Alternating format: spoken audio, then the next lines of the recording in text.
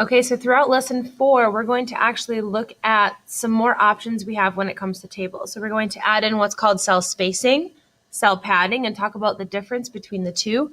We're going to add in captions for a table. And then we're also going to include what's called cell spanning. And cell spanning is really where tables start to get more complicated. So we'll actually take some time to spend some time slowly planning out tables that contain spanning, because it does make it more complicated than the basic tables that we've been looking at the past couple of days. So our 2 learning targets for today are that we can format a web page table with cell padding and cell spacing, and that you really do know the difference between the two, that you can format a web page using cell spanning and combine cells across a row or a column, and I'll really explain to you what that means when we get to that point. And then you'll also look at adding a caption into a table. So we're going to start by adding in cell spacing, cell padding, and then a caption.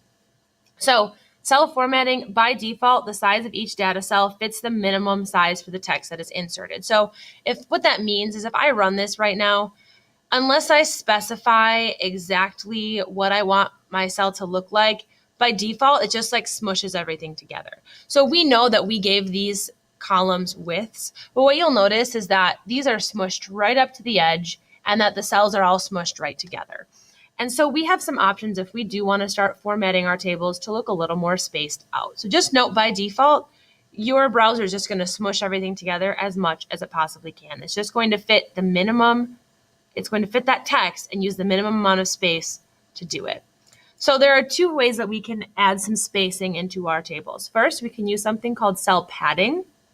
And cell padding defines the number of pixels of space within a cell of a table. So cell padding is basically like you're adding a little pillow inside of the cell. So this would be right next to the D before the end of the cell, next to the G underneath and to the bottom of the cell. So cell padding occurs on the inside. It's kind of like when you send a package and you put some padding on the inside to make sure that the items inside of the package you are mailing stay safe. That's what padding is. That's what's adding in. That padding is actually adding in something around the text, but within that cell. So just think of when Amazon sends you a package and you have all the air padding around it, and you can pop them with scissors and they make loud noises. That padding, you can then add padding into your tables as well to add some space between your text and the outside of the cell. Now, cell spacing, on the other hand, defines the number of pixels between each cell. So you can actually see that right here.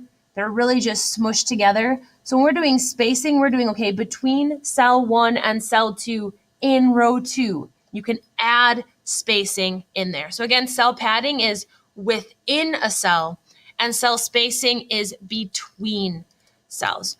So if you look here, this is a graph, or this is a table, of something that has no cell spacing and no cell padding. Here we've added some cell spacing of 2 pixels. So you can see there's a slight difference here. It's 2 pixels versus the cell spacing here, which is 5. So remember, cell spacing is between the cells. So you can see that change here. And then cell padding is within the cell itself. So here it was 0 and here it was 5. And you can see that there's now space between the text and the outside of that cell. So we've added in cell spacing, we've added in cell padding, and you can see it's just a little bit nicer to look at. Just visually appealing because it's a little bit easier to read rather than when everything is really smushed together. So what we're going to do is we're going to open up a file that I gave you, file open, and this should already be in your in-class project in your Unit 3, and you're going to open up Actor. So open that up in Notepad++, and you'll notice that I gave you a lot of the information already. So I basically gave you this table, and all we're going to do is we're going to tweak it formatting-wise. So here, if we run it as is, it doesn't have any sort of spacing in it. There's no cell spacing, no cell padding, and there's no table caption. So what we're going to do is we're going to add it in, and we're going to add in some cell spacing, some cell padding, and we're going to add in a caption as well. So here I would like you to go back into Notepad++, find this line where it says table border 5, columns 4, width is 70, which I see right here in this particular table. And I'm going to add in a cell spacing that's equal to 2 pixels and a cell padding that's equal to 5. Now, if you don't think the 2 is going to be visible enough, if you want to up that to 5, you want to up that to 7 so you can see it, that's fine. But I'm going to run it, and you'll notice that that really does space everything out. So I have 7 pixels because that was the number I had in my cell spacing. And then I have 5 between the word and the actual outside of the cell. So I've added in some cell spacing and I've added in some cell padding. Now from here, we're going to also add in something called a caption. So if you go below the final row in that table, so we're going to add a caption to a table. Here's my table, the closing table tag, and I'm going to add in a caption right here.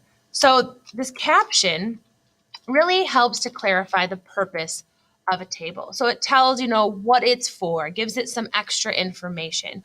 So here we're going to add in a caption. I'm going to align it to the bottom of my table. And all it's going to say is listing of movies by actor. And then I'm going to close it off. Now here you'll also notice that I added some emphasis tags to give it a more italicized look to it. So I emphasized that text. And so I'm adding this caption in and I'm aligning it to the bottom of my table. And now you can see that it's been added in to the bottom of my table. And it just adds a little emphasis saying, this is a listing of movies by actor. So Paul Giamatti has been in these movies. Reese Witherspoon has been in this movie, etc., etc. So I'm adding in that caption just to add in a little extra information. It shouldn't be super wordy. It shouldn't be super long. It should just be something simple that summarizes what your table is for. So now, just a couple of notes on a table caption is that you place these inside of your table tag. So notice that the caption is inside the table.